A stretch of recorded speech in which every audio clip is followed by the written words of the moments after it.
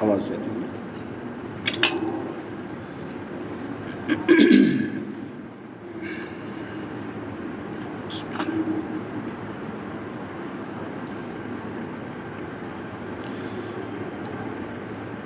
الحمد للہ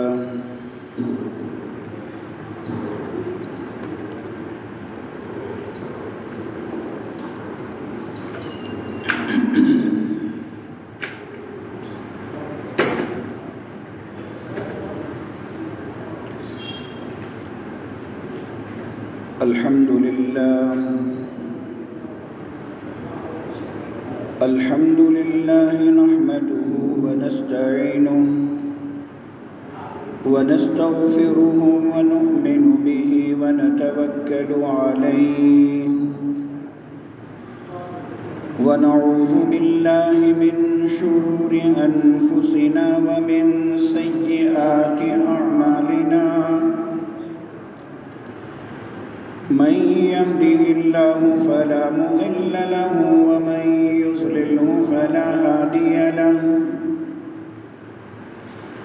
ونشهد أن لا إله إلا الله وحده لا شريك له ونشهد أن سيدنا ونبينا ومولانا محمدا عبده ورسوله صلى الله تعالى على خير خلقه سيدنا محمد وعلى آله وأصحابه أجمعين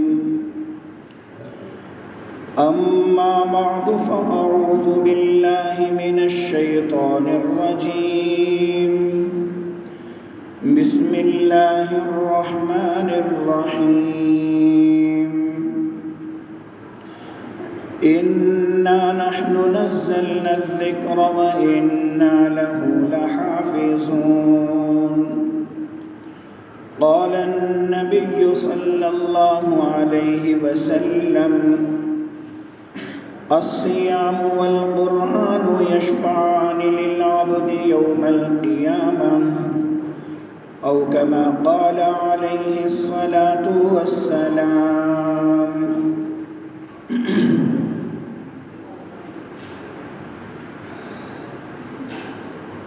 محترم حاضرین، بزرگوں، عزیزوں اور دوستوں، اللہ رب العزت کا بے انتہا کرم ہے کہ اللہ تعالیٰ نے ہم سب کو آج کا یہ مبارک دن نصیب فرمایا اور پہلے پہل مسجد میں حاضر ہونے کی توفیق عطا فرمائی. دعا فرمائیں کہ اللہ تعالیٰ اس کی برکتیں ہم سب کو نصیب فرمائے. جمعہ کی عظمت، ادب اور احترام ہمارے اندر، ہمارے بچوں میں، پوری امت مسلمہ میں پیدا فرمائے.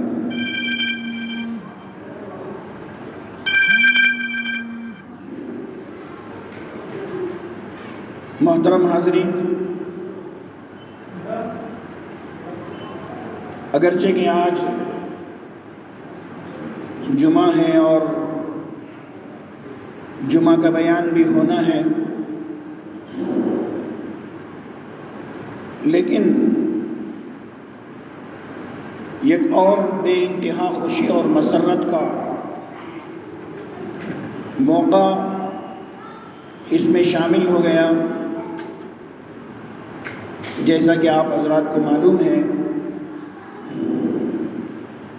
کہ اسکول میں پڑھنے والے ایک طالب علم نے الحمدللہ مکتب میں پڑھتے ہوئے قرآن پاک کے حفظ کی تکمیل کی ہے. آج ہمارے شہر کے اکابرین اور بزرگوں کے سامنے وہ اپنا آخری سبق سنا کر انشاءاللہ اپنے حفظ کی تکمیل کریں گے۔ محترم حاضرین، قرآن پاک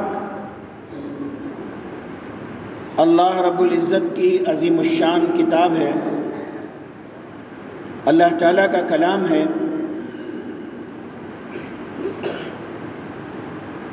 قرآن پاک ہی کو یہ فضیلت حاصل ہے کہ جب سے قرآن نازل ہوا ہے آج تک الحمدللہ وہ محفوظ ہے۔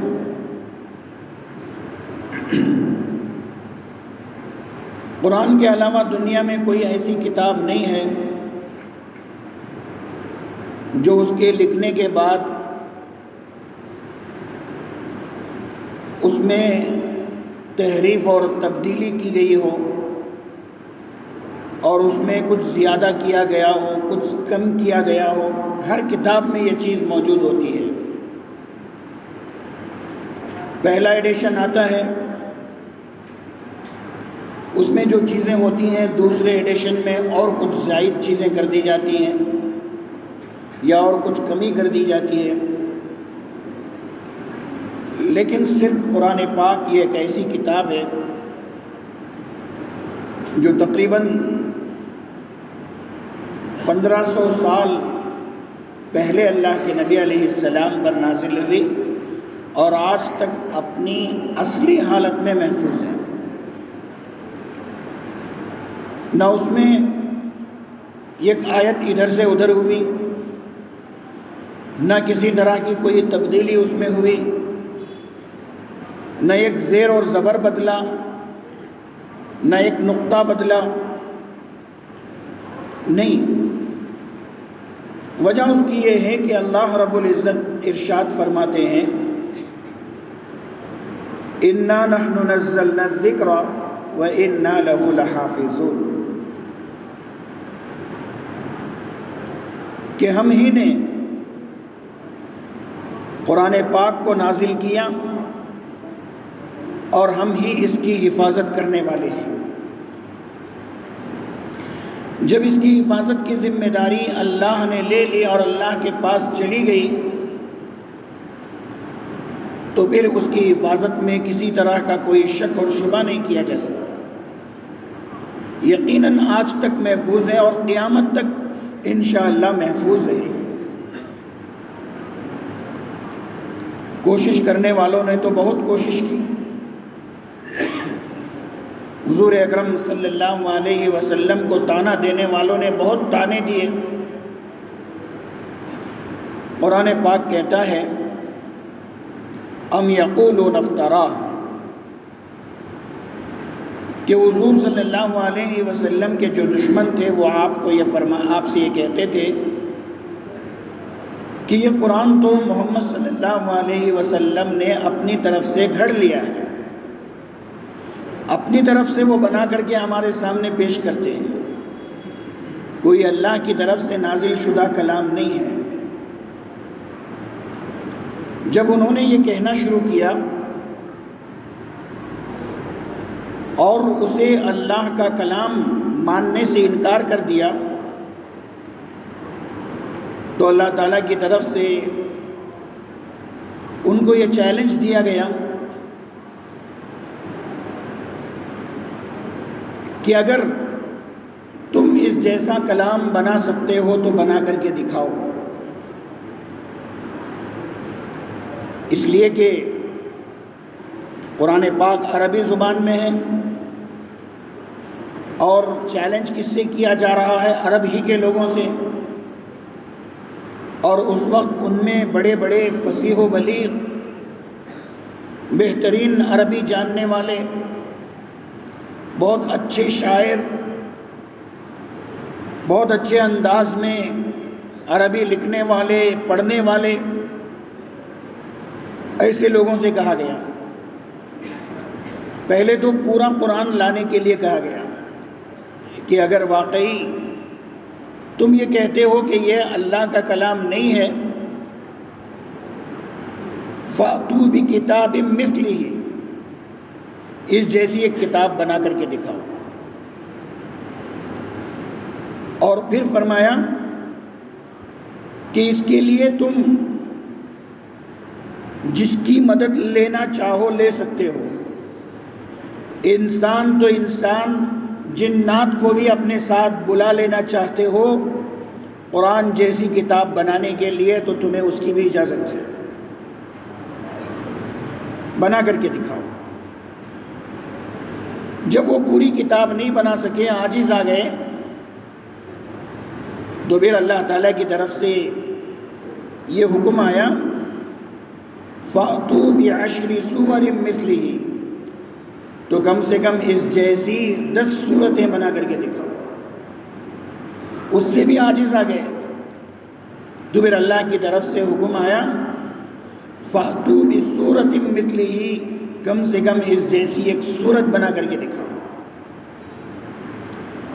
جب اس سے بھی عاجز آ گئے تو اللہ رب العزت کی طرف سے حکم آیا فَأْتُوا بِآیَةٍ مِثْلِهِ، اس جیسی ایک آیت بنا کر کے دکھاؤ۔ اور انہوں نے قبول کیا اس چیلنج کو اور کوشش کی۔ سیرت کی کتابوں میں یہ بات محفوظ ہے کہ عرب کے لوگوں نے، جن کو اللہ کے نبی علیہ السلام سے دشمنی تھی، انہوں نے اس چیلنج کو قبول کیا اور تلاش کر کے ایک بہت بڑے عربی جاننے والے، عربی میں مہارت رکھنے والے اور فصیح و بلیغ آدمی سے انہوں نے رابطہ کیا کہ دیکھو محمد ہم سے یہ کہہ رہے ہیں کہ اس جیسی کوئی کتاب بنا کر کے دکھاؤ، ہم تم جو مانگو گے وہ دینے کے لیے تیار ہیں، تم قرآن پاک جیسی کچھ آیتیں بنا کر کے ہمارے سامنے پیش کرو تاکہ ہم اس چیلنج کو پورا کر سکیں۔ اب اس نے 1 سال کا وقت مانگا اور اس نے کہا کہ مجھے ہر طرح سے میری سہولتیں کی جائیں، میں جو مانگوں وہ مہیا کیا جائے، اور مجھے ایک الگ سکون والا کمرہ دے دیا جائے جہاں بیٹھ کر کے میں قرآن کے خلاف قرآن جیسی کوئی کتاب لکھ سکوں۔ سارے انتظامات کر دیے گئے، اب وہ بیٹھ گیا لکھنے کے لیے۔ اب اس کی ضرورتیں وہیں پہنچائی جا رہی ہیں۔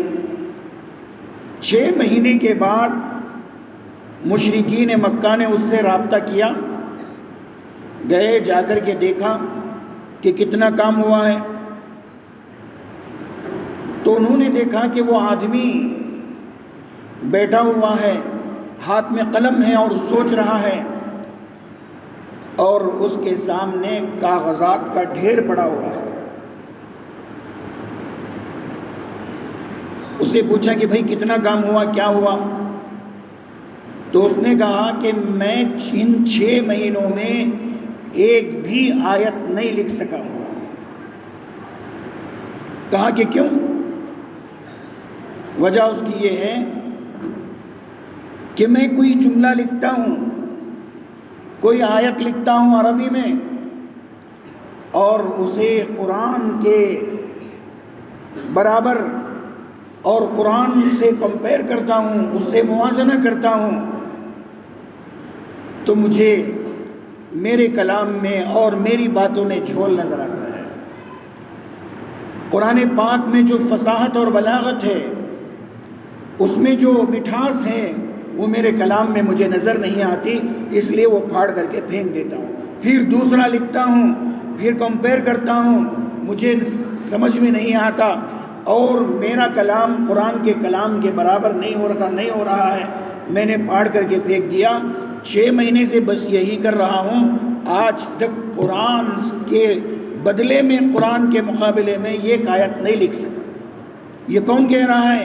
عربی کا سب سے بڑا ماہر انسان۔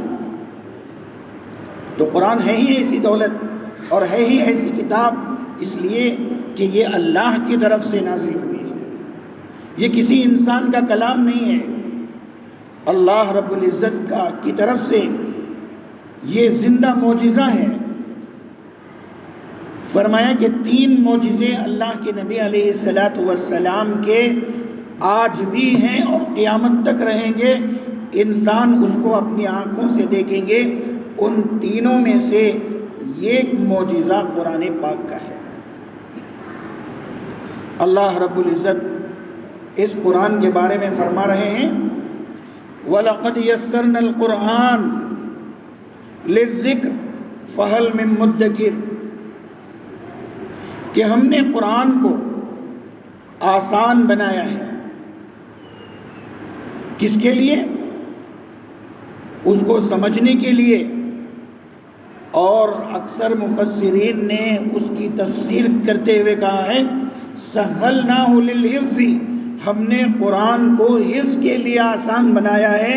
اور اللہ پوچھ رہے ہیں ہے تم میں سے کوئی جو قرآن کو حفظ کرے، قرآن کو یاد کرے؟ اگر کوئی ہے تو آؤ شروع کرو، مدد ہماری ہوگی۔ اللہ رب العزت آسان فرمائیں گے اور قرآن پاک یاد ہوتا چلا جائے گا۔ اور یہ قرآن کا معجزہ ہے۔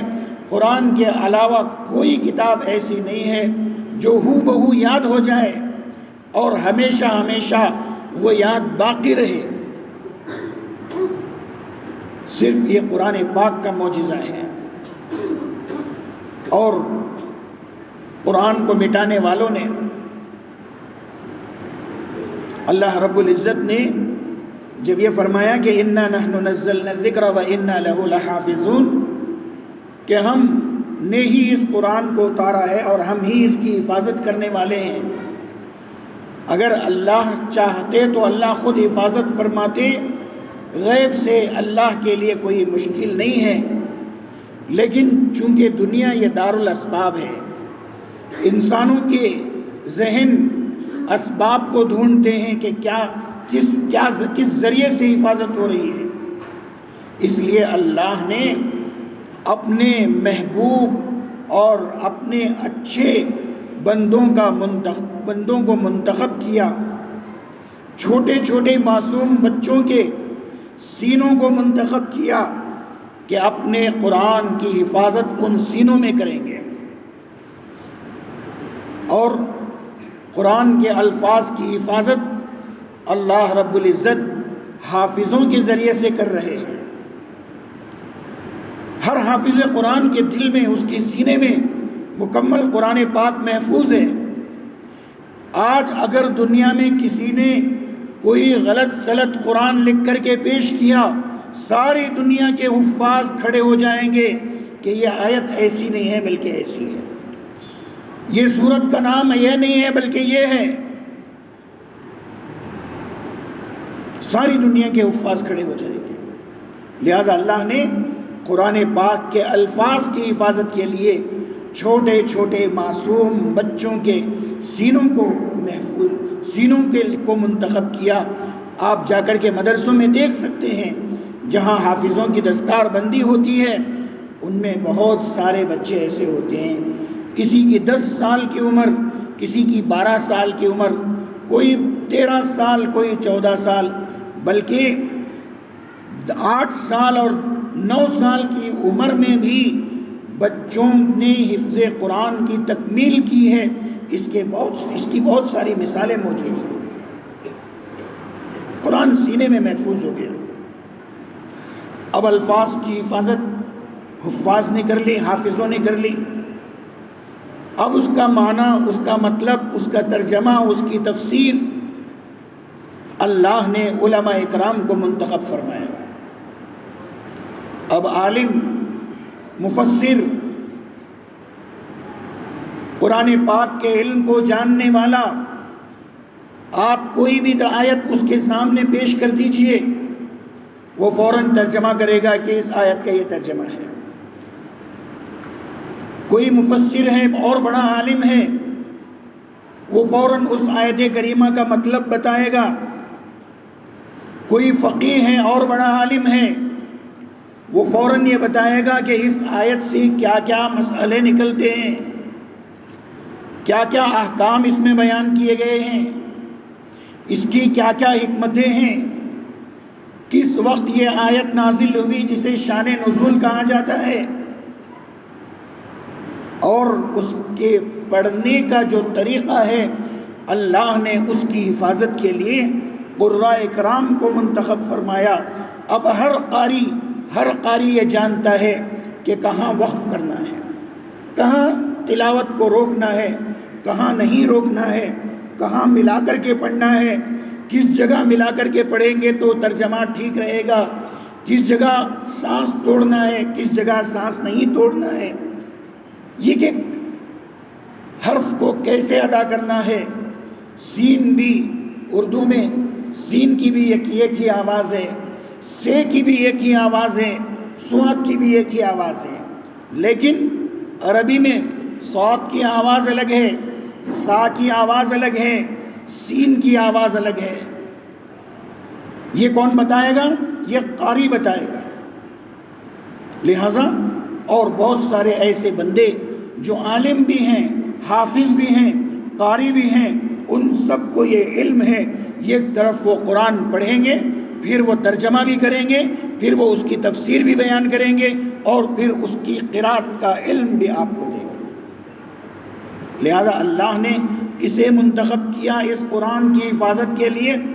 اللہ نے حافظوں کو، عالموں کو، مفسرین کو، قرآء کرام کو اللہ نے منتخب کر لیا۔ قرآن پاک کو مٹانے کی بڑی سازشیں ہوئی اور بہت کوششیں کی گئی، خصوصاً ہندوستان کی آزادی سے پہلے جب انگریزوں کی حکومت تھی، اس وقت انگریز کو سب سے بڑا جو درد سر تھا وہ مسلمان تھے، اس لیے کہ سب سے پہلے آزادی کا فتویٰ، انگریزوں سے خلافت کا فتویٰ، انگریزوں کے خلاف بغاوت کا فتویٰ وہ حضرت شاہ عبدالعزیز محدث دہلوی رحمۃ اللہ علیہ نے دیا تھا، اور علماء کی ایک بہت بڑی جماعت انگریزوں کے خلاف کھڑی ہو گئی تھی۔ ان کو بہت ڈر تھا کہ یہ لوگ پورے ملک میں آزادی کی آگ کو بھڑکا دیں گے اور پھر ہمیں یہ ملک چھوڑنا پڑے گا۔ بڑی سازشیں انہوں نے کی، لیکن ان سے کچھ کام نہیں ہو رہا تھا۔ دن بدن آزادی کی آگ بھڑکتے جا رہی تھی اور انگریزوں کی طاقت کمزور ہوتی نظر آ رہی تھی۔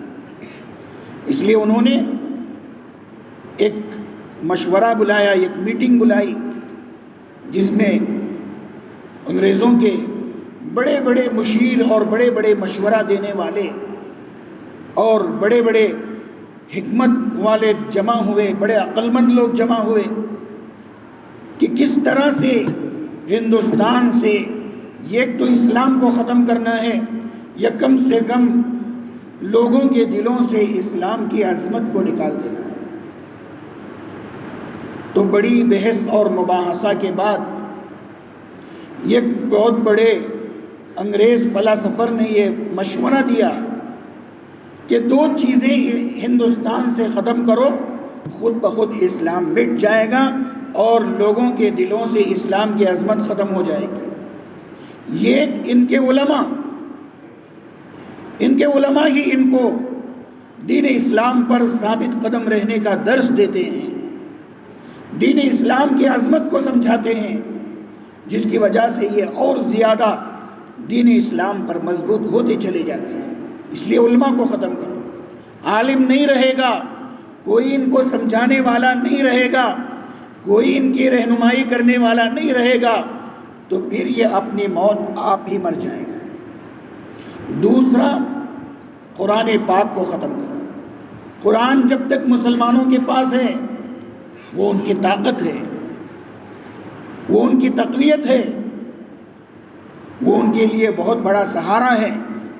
قرآن کو ختم کرو۔ اب آپ نے سنا بھی ہوگا، تاریخ کی کتابوں میں پڑھا بھی ہوگا کہ انگریزوں کا ایک ہی مشن تھا کہ قرآن کو ختم کرو، علماء کو مارو۔ ہزاروں ہزاروں علماء کو پکڑ کر درختوں پر سولی دی گئی، آگ میں جلا دیا گیا، اور ہر طرح سے اذیتیں اور تکلیفیں دے کر کے ان کو ختم کر دیا گیا۔ قرآن پاک کو ختم کرنے کے لیے انہوں نے سارے پریس بند کروائے۔ اب جہاں جہاں بھی مسجدوں میں، مدرسوں میں، مسلمانوں کے گھروں میں قرآن رکھا ہوا ہے، گھروں میں گھستے تھے، زبردستی قرآن چھین لیتے تھے، اس لیے کہ مسلمان قرآن سے بڑی محبت کرتا ہے، قرآن کی بڑی عظمت کرتا ہے، اسے اپنے گھر کی سب سے مقدس چیز سمجھتا ہے۔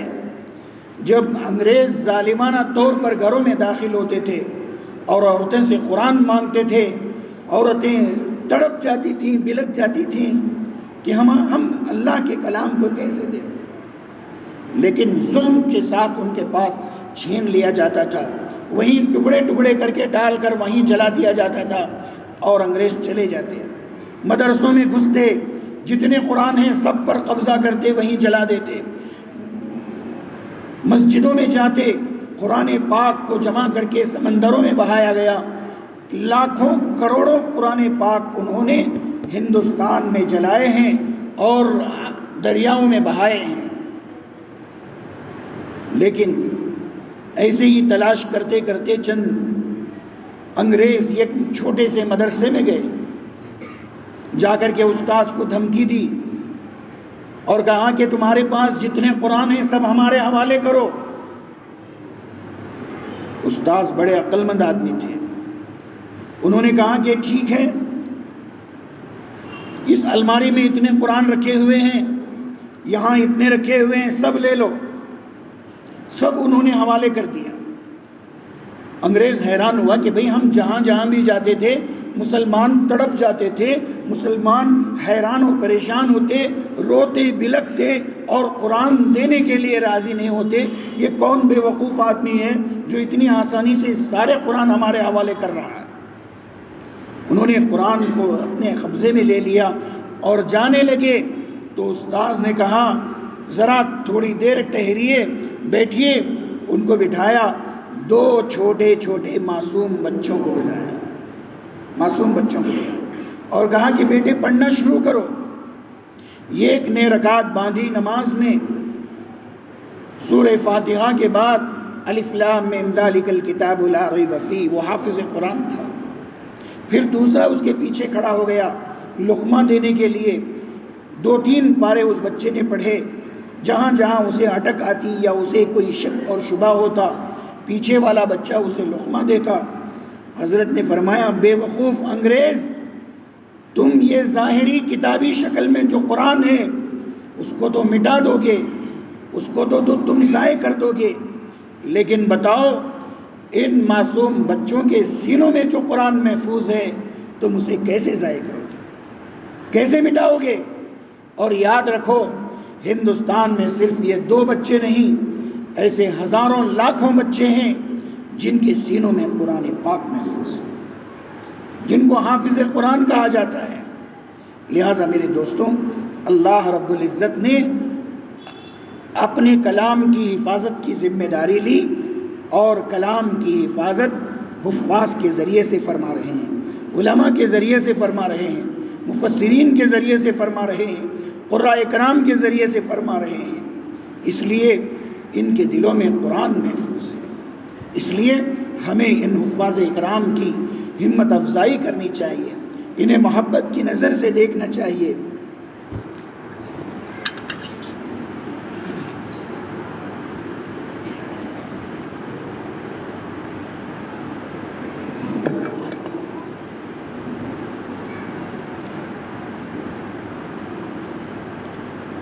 اور اپنے بچوں کو بھی حافظ قرآن بنانے کی کوشش کرنا چاہیے۔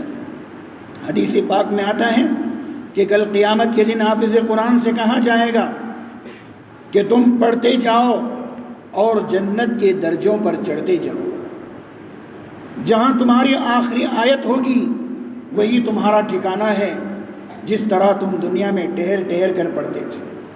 اب حافظ قرآن ایک ایک آیت کو پڑھے گا اور جنت کے درجوں پر چڑھتا جائے گا۔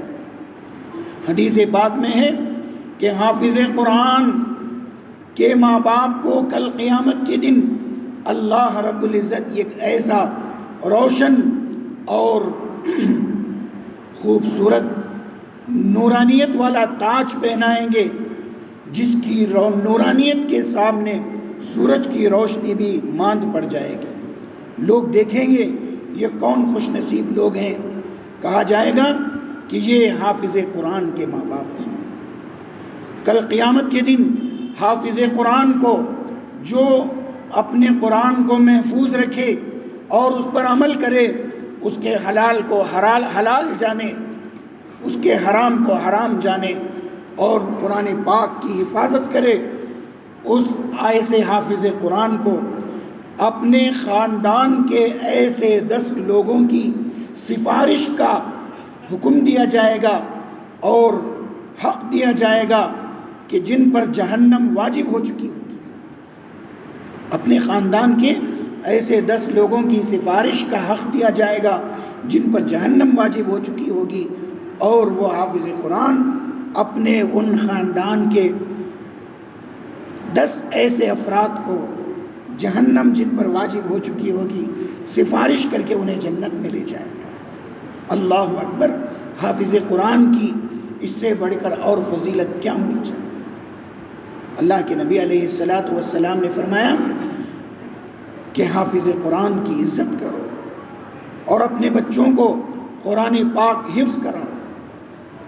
یہ تو آخرت کی فضیلتیں ہیں، اور دنیا کی فضیلت یہ ہے کہ جب تک حافظ قرآن کے سینے میں قرآن محفوظ ہے اور وہ جب بھی اس کو پڑھ رہا ہے، اس کا وہ لمحہ وہ وقت عبادت میں لکھا جا رہا ہے۔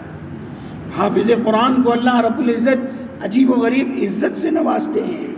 حافظ قرآن تراویح میں کھڑے ہو کر قرآن پاک سنا رہا ہے، اللہ رب العزت جو ہے اسے بہت بڑی عزتوں سے نوازتے ہیں۔ اس کے ماں باپ کو لوگ عزت کی نظر سے دیکھتے ہیں، مبارکبادیاں دیتے ہیں۔ اور محترم حاضرین، اس جگہ آ کر اس حدیث کے ضمن میں محدثین نے بڑی عجیب بات فرمائی ہے کہ خاندان کے جو 10 افراد ہیں جن پر جہنم واجب ہو چکی ہوگی اور وہ حافظ ان کی سفارش کر کے جنت میں لے جائے گا، وہ 10 وہ افراد ہیں جو دنیا میں اس کی ہمت افزائی کرتے تھے، اس سے محبت کرتے تھے، اسے چاہتے تھے۔ ورنہ تو بہت سارے لوگ ایسے بھی ہیں دنیا میں، اگر کوئی بندہ اپنے بچے کو لے جا کر مدرسے میں داخل کر دے حافظ قرآن بننے کے لیے تو ان کو بڑی ناراضگی ہو جاتی ہے۔ کئی کو بھی مدرسے میں ڈالیں، حافظ بن کو کیا کرتا ہے؟ ڈاکٹر بنانا تھا، انجینئر بنانا تھا، اسکول میں پڑھانا تھا، مدرسے میں ڈال کو چھپ کے کیا ہوتا ہے؟ اس بچے کا مدرسے میں پڑھنا ان کو پسند نہیں تھا، اعتراض کرتے تھے۔ کل اگر ان کے بارے میں کل قیامت میں اگر ان کے بارے میں وہ حافظ قرآن سفارش کرے گا، اللہ اس حافظ قرآن کی ان کے حق میں سفارش قبول نہیں فرمائیں گے۔ اللہ فرمائیں گے یہ وہ آدمی ہے، تیرا حافظ قرآن بننا اسے پسند نہیں تھا،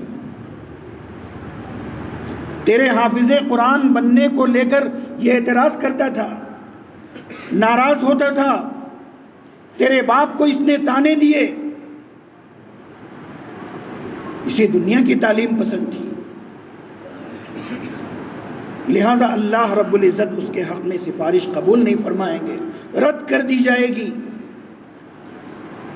ایسے لوگوں کی سفارش، ایسے لوگوں کے حق میں سفارش قبول فرمائی کی جائے گی جو دنیا میں حافظ قرآن کو محبت کی نظر سے دیکھتے تھے، عزت کی نظر سے دیکھتے تھے، اس کے ماں باپ کو عزت کی نظر سے دیکھتے تھے، اس کی ہمت افزائی کرتے تھے، کبھی کبھی اسے انعام و اکرام سے بھی نواز دیتے تھے۔ قربان جائیے میرے تایا محترم اللہ رب العزت ان کی قبر کو نور سے منور فرمائے۔ میرے تایا میں ہمیشہ جب بھی مدرسے سے آتا تھا بڑی محبت فرماتے تھے، بڑا اکرام اور اعزاز فرماتے تھے، اور مدرسے کو جاتے وقت کچھ ہدیہ اور تحفہ پیسے وغیرہ دیتے اور جیب میں رکھ دیتے اور کھانے پر بلا کر کے دعوت کھلاتے۔ آخر میں کہتے تھے کہ علماء سے ہم نے سنا ہے کہ ایک حافظ قرآن 10 گنہگاروں کو سفارش کر کے جنت میں لے جائے گا۔ بیٹے میں بہت گنہگار ہوں، کل قیامت میں مجھے یاد رکھ لینا۔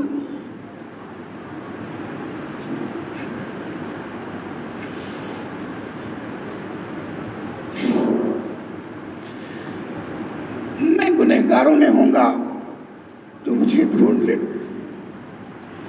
بڑی محبت فرماتے، اللہ ان کی قبر کو نور سے منور فرمائے، اور اللہ رب العزت ہمیں نیک صالح حافظ قرآن بنائے، اور کل قیامت کے دن اللہ رب العزت سفارش کا حق ہمیں عطا فرمائے۔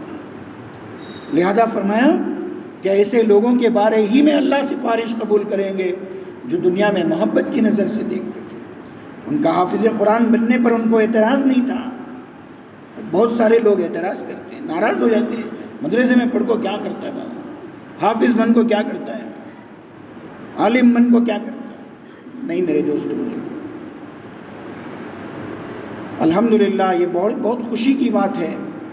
میں بڑی مبارکبادی دینا چاہتا ہوں ہمارے بھائی مفتی اسد اللہ صلی اللہ علیہ وسلم کو۔ میں سمجھتا ہوں کہ کولار کی تاریخ میں یہ پہلا کارنامہ ہے، کولار کی تاریخ میں یہ پہلا کارنامہ ہے جو انہوں نے کر دکھایا۔ یہ ایسا بچہ نہیں ہے کہ کسی مدرسے میں 25 پارے پڑھ کر کے آیا تھا، 5 پارے پڑھ کر کے ان کے پاس حافظ ہو گیا، ایسا نہیں ہے۔ الف با نورانی قاعدہ سے لے کر مکتب میں انہی کے پاس پڑھا ہے۔ بہت بڑا کارنامہ ہے، ہر کسی کے بس کی بات نہیں ہے۔ اور اسکول کے ساتھ مکتب میں رہ کر کے مکمل قرآن حفظ کرا دینا، پھر اسے 3 دور کروانا، اور آج اللہ والوں کے سامنے اس بچے کا آخری سبق سنا کر کے اس کے حفظ کی تکمیل کرنا، یہ بہت بڑا کارنامہ ہے۔ میں بہت مبارکبادی دیتا ہوں۔ اور پھر جو فرمایا گیا کہ اِنَّا نَحْنُ نَزَّلْنَا الذِّكْرَ وَإِنَّا لَهُ لَحَافِظُونَ، کہ ہم ہی نے اس قرآن کو اتارا اور ہم ہی اس کی حفاظت کرنے والے ہیں۔ حفاظت کرنے والوں کے لیے اللہ نے حفاظت کرنے کے لیے استاذوں کو اللہ نے ذریعہ بنایا۔ لہٰذا صرف استاد ہی ذریعہ نہیں ہیں، بلکہ حضرت محتمم صاحب دامت برکاتہم دارالعلوم دیوبند ابھی چند دن پہلے یہاں ایک جگہ تشریف لائے تھے۔ انہوں نے اپنی تقریر میں یہ بات فرمائی کہ لوگ یہ سمجھتے ہیں کہ صرف استاذ جو ہیں ذریعہ ہیں، اور وہی جو ہیں وَإِنَّا لَهُ لَحَافِظُونَ کا مستحق ہے۔ نہیں، وہ استاذ پڑھا رہا ہے وہ بھی ذریعہ ہے۔ اس بچے کے ماں باپ چونکہ اس بچے کو بھیج رہے ہیں وہ بھی حافظون میں شمار ہیں۔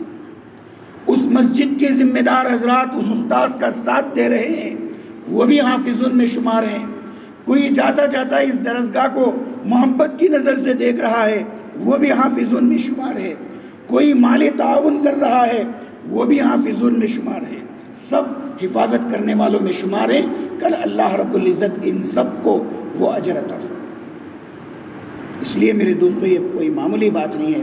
الحمدللہ یہ پہلا کارنامہ ہے، اس کے بعد مسلسل یہ کام ہوتا رہے گا۔ اس معصوم بچے کے پیچھے بھی کئی بچے ہیں جو الحمدللہ 13 پارے 15 پارے 18 پارے کر چکے ہیں، اور دن بدن انشاءاللہ آپ کو یہ خوشخبری سننے میں ملتی رہے گی۔ الحمدللہ ہمارے آمبور میں بھی یہ نظام ہے، اور بہت پہلے سے ہے۔ اور آپ کو معلوم، آپ کو میں یہ بات عجیب سناؤں گا کہ آمبور کی اکثر مساجد میں جو حفاظ اکرام تراویح سناتے ہیں اس میں کوئی انجینئر ہے، کوئی ڈاکٹر ہے، کوئی MA کیا ہوا ہے، کوئی BA کیا ہوا ہے، کوئی ME میکینیکل انجینئر کیا ہوا ہے۔ ایسے ہی بچے حافظ قرآن ہیں اور وہ تراویح سناتے ہیں۔ آئیے میں کئی ایسے حفاظ سے آپ کی ملاقات کراؤں گا. ہمارے ایک دوست ہیں نوجوان ڈاکٹر مطیع اللہ، جو حافظ قرآن بھی ہیں اور ڈینٹل سرجن بھی ہیں. ہمارے ایک دوست ہیں میکینیکل انجینئر، بلکہ 2-3 ہیں میکینیکل انجینئر جو بہت ہارڈ پڑھائی ہوتی ہے، انہوں نے وہ بھی کیا اور بہت کم مدت میں حفظ قرآن بھی مکمل کیا. بہترین انجینئر بھی ہیں اور حافظ قرآن بھی ہیں. ایک اور ڈاکٹر ہیں ڈاکٹر عدنان، ہومیو کے بڑے سرجن ہیں، وہ بھی حافظ قرآن ہیں. وہ بھی آپ ایک نوجوان ڈاکٹر ہیں، میرے دوست ہیں. میرے دوستو، حافظ قرآن بھی ہو اور ڈاکٹر بھی ہو، انجینئر بھی ہو، بڑے بڑے عہدوں پر ہو، یہ کوئی مشکل بات نہیں. بس آپ حضرات ہمت کیجئے اور ان کی ہمت افزائی کیجئے، اور جو ہے اپنے بچوں کو بھی اس کا چسکا اور اس کا مزہ جو ہے دلوا دیجئے، اور یہ سوچئے کہ ہمارے گھر میں بھی کوئی حافظ قرآن ہو، ہمارے خاندان میں بھی کوئی حافظ قرآن ہو. یہ بہت بڑی بات ہوگی، بڑی عزت والی بات ہوگی. لہٰذا میں ایک اور مرتبہ ان کو مبارکبادی دیتا ہوں، اور میں بہت خوش ہوں الحمدللہ انہوں نے یہ کارنامہ انجام دیا. اگر ہمارے والد محترم حیات ہوتے وہ بھی بہت خوش ہو جاتے. اللہ ان کی مغفرت فرمائے. ان کے 4 بچے حافظ قرآن ہیں الحمدللہ. میرے دوستو، یہ رہی حافظ قرآن کی بات. ہم میں سے بہت سارے ایسے ہیں جن کو حفظ قرآن مشکل ہو رہا ہوگا، چاہے کتنی ہی عمر کیوں نہ ہو جائے. لیکن میں آپ سے یہ کہتا ہوں کہ آپ نیت کیجئے کہ یا اللہ میں بھی حافظ قرآن بنوں گا، اور شروع کر دیجئے. روزانہ 10-15 منٹ دیجئے. یہ چھوٹا سا ٹکڑا یاد کیجئے، یا ایھا الذین آمنوا، بس زیادہ نہیں. دن بھر اسی کو رٹتے رہیے. دوسرا دن اذا نودی للصلاۃ، اتنا ہی بس، دن بھر اسی کو رٹتے رہیے. تیسرے دن یا ایھا الذین آمنوا اذا نودی للصلاۃ، بس ہے. چوتھے دن من یوم الجمعۃ، اتنا بس. اگر آپ حافظ اس طرح سے الف لام میم ذالک الکتاب سے حفظ کرنا شروع کریں گے، چاہے 10 سال میں ختم ہو، 20 سال میں ختم ہو، 50 سال میں ختم ہو، کوئی ضروری نہیں ہے کہ 2 ہی سال میں ختم ہو، کوئی ضروری نہیں ہے کہ 3 ہی سال میں ختم ہو، لیکن ہوا بھی نہیں. لیکن یہ نیت سے آپ نے حفظ شروع کر دیا، روزانہ اتنا یاد کر رہے ہیں، اس میں محنت بھی کر رہے ہیں، مشقت بھی کر رہے ہیں، کبھی اٹک ہو جاتی ہے تو سوچ بھی رہے ہیں. تو میرے دوستوں، اگر ہوا بھی نہیں، موت آ گئی، تو کل انشاءاللہ ہماری اس کوشش کی برکت سے اللہ رب العزت ان کا شمار، ان کا حشر حفاظ کرام میں فرمائیں گے. میرا یہ بندہ حفظ کی نیت کر کے کوشش تو کر رہا تھا، اس لیے اپنے بچوں کو قرآن پاک حفظ کرائیے اور خود بھی کوشش کیجیے. اور کم سے کم پورا قرآن نہ ہو تو سورہ یاسین حفظ کرنے کی کوشش کیجیے. حضور اکرم صلی اللہ علیہ وسلم نے تمنا فرمائی کہ سورہ یاسین قرآن پاک کا دل ہے. میری یہ تمنا ہے کہ سورہ یاسین میرے ہر امتی کے دل میں رہے، سورہ یاسین میرے ہر امتی کو یاد رہے. میری یہ تمنا ہے. حضور پاک علیہ السلام نے تمنا فرمایا. لہذا حدیث پاک میں فرمایا گیا، ان الذی لیس فی جوفہ شیء من القرآن کالبیت الخریب، وہ سینہ جس میں قرآن پاک کا کچھ حصہ محفوظ نہ ہو، وہ سینہ ویران گھر کی طرح ہے. لہذا ہم اپنے دل کو ویران گھر نہ بناتے ہوئے اسے ایک آباد، قرآن پاک سے آباد اور سرسبز و شاداب گھر بنانے کی کوشش کریں. تھوڑا بہت قرآن پاک کا حصہ ہمارے سینوں میں بھی محفوظ رہے. اور اپنے بچوں کے تعلق سے آج اچھے ڈاکٹروں کی بھی ضرورت ہے، خصوصاً مسلمانوں میں اچھے ڈاکٹروں کی بھی ضرورت ہے، اچھے انجینئروں کی بھی ضرورت ہے. بڑے بڑے عہدوں پر، پولیس کے بڑے بڑے عہدوں پر ہمارے بچوں کی ضرورت ہے. ڈاکٹروں میں، بڑی بڑی اسپتالوں میں ہمارے بچوں کی ضرورت ہے. دنیا کے ہر عہدوں میں ہمارے بچوں کی ضرورت ہے. کوئی ہمارا بچہ IAS ہو، IPS ہو، ہمارا دل خوش ہو جاتا ہے، سینہ جو ہے چوڑا ہو جاتا ہے. اور بڑی جو ہے فرحت محسوس ہوتی ہے، لیکن اس کے ساتھ ساتھ ہمارا بچہ ڈاکٹر بھی ہے، حافظ قرآن بھی ہے، انجینئر بھی ہے، حافظ قرآن بھی ہے، IAS بھی ہے، حافظ قرآن بھی ہے، IPS بھی ہے، حافظ قرآن بھی ہے. یہ کتنی بڑی بات ہوگی اور کیسی خوش نصیبی کی بات ہوگی. اللہ سے دعا ہے کہ اللہ تعالی ہم سب کو ان باتوں پر عمل کرنے کی توفیق عطا فرمائے. آمین. وآخر دعوانا.